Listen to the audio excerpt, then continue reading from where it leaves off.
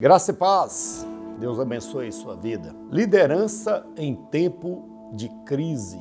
Estamos vivendo um período conturbado sobre liderança. E vimos na Bíblia muitos líderes que se destacaram, como Neemias na reconstrução do muro, como o próprio Abraão, como o próprio Moisés conduzindo o povo, como o próprio Davi. Tantos líderes que se destacaram na sua liderança. Josué é um líder que tem uma boa referência de destaque, principalmente quando os espias foram avistar a terra e eles voltaram com parecer positivo, Josué e Caleb, né? Quem não se lembra da história de Josué e Caleb? São líderes que se destacaram pela sua forma de comportamento, sua maneira de se comportar. E hoje estamos vivendo tempos de crise na liderança. Crise espiritual nos dias de hoje. Muitos líderes em crise, espiritualmente falando, perdendo a unção, perdendo a direção de Deus.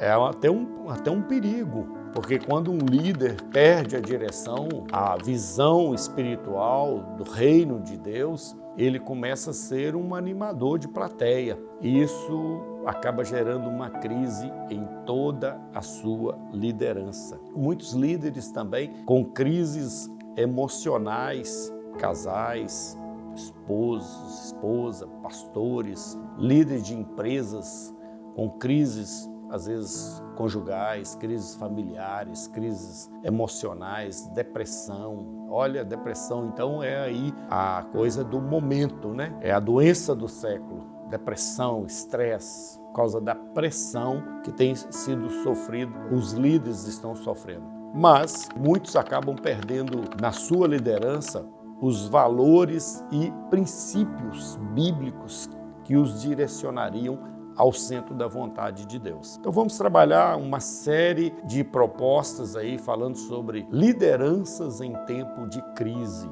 E hoje eu fico preocupado porque, pense você, nós temos tantas igrejas na nossa região, mas comece a contar os líderes talvez que se destacam, que são éticos, que são maduros, que são equilibrados, que estão com foco no Senhor, no reino. Comece a pensar nisso. Líderes que não estão preocupados consigo mesmo, líderes que não estão preocupados com o lucro pessoal. Comece a pensar sobre isso e você vai ver que você vai contar poucos líderes que você conhece com essas qualidades. Então, lideranças em tempo de crise é também uma série para que nós comecemos a orar ao Senhor pelas nossas lideranças. E quando eu digo liderança, não somente o pastoreio, não só o pastor, mas também os líderes de louvor, líderes de departamentos, líderes de grupos pequenos, líderes de empresas, né? Precisam estar bem equilibrados. Então, todo